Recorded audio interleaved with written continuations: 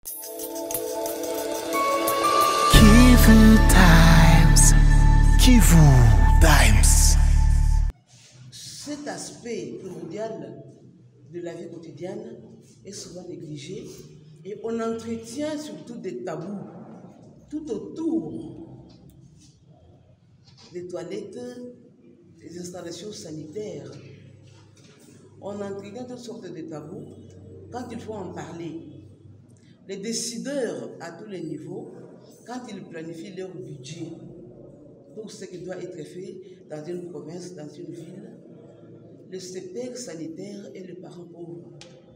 Il n'y a pas vraiment un budget adéquat qui est destiné à l'installation des toilettes.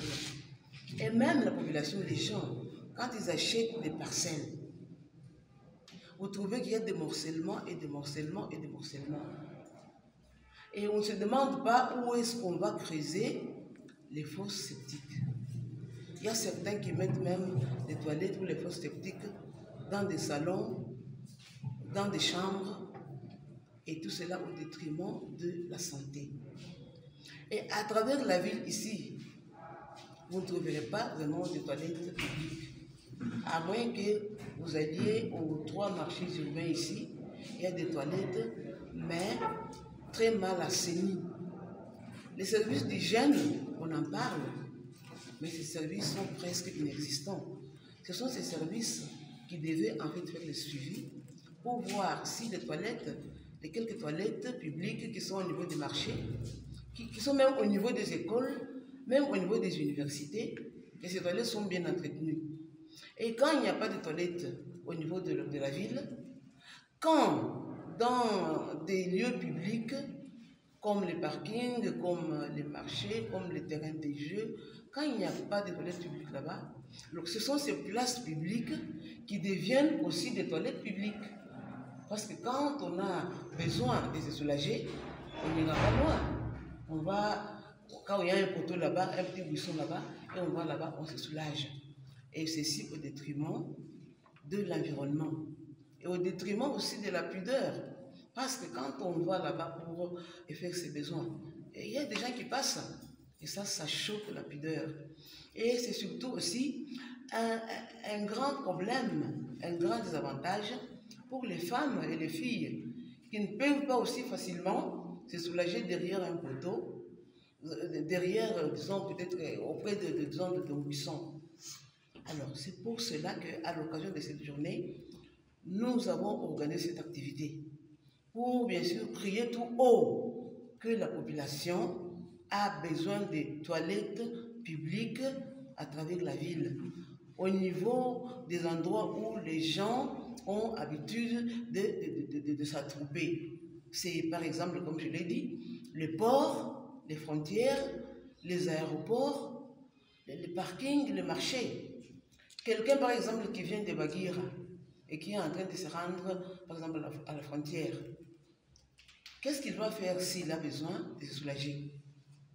Et comme conséquence encore de cela, il y a des gens, quand il prend par exemple l'Azix, il a une hypertension, il ne peut pas se déplacer pendant tout le temps qu'il prend ses médicaments. Parce qu'il s'est dit, quand je vais sortir de chez moi, quand j'aurai besoin de me soulager, où est-ce que je vais aller?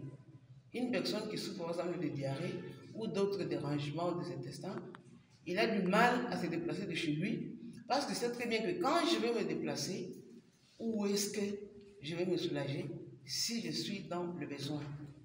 Et voilà, cette journée est une occasion pour sensibiliser nos autorités qui négligent un peu cet aspect sur la construction des toilettes publiques. Il faut qu'ils le pensent.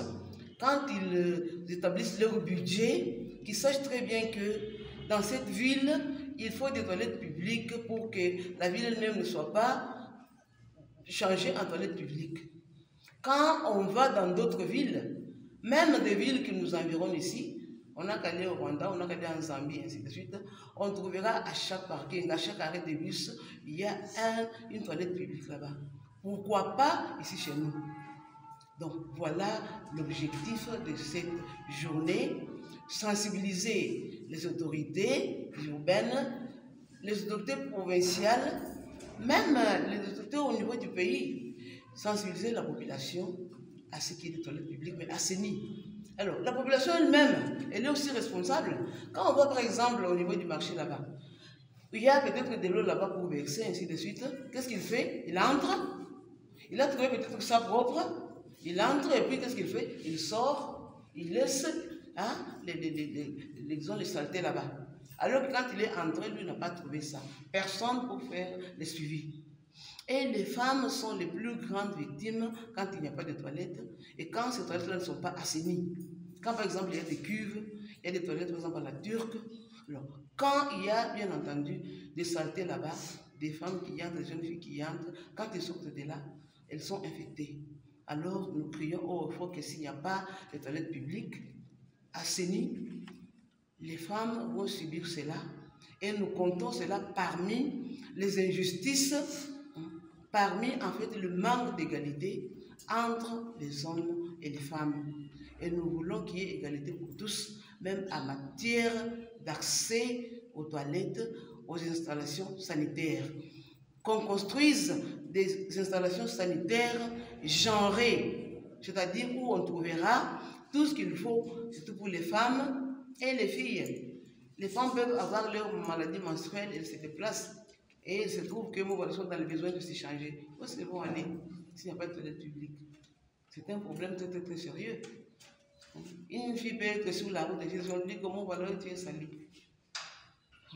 S'il y a des toilettes publiques, on va courir là-bas pour aller se soutenir. Chez qui elle peut aller pour aller demander ça?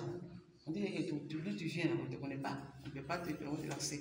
Donc, le CEPSEM Genre en Action, avec son partenaire au Verdu, réclame la construction des toilettes publiques dans la ville de Bukavu à cette occasion de la journée mondiale des toilettes. Je vous remercie.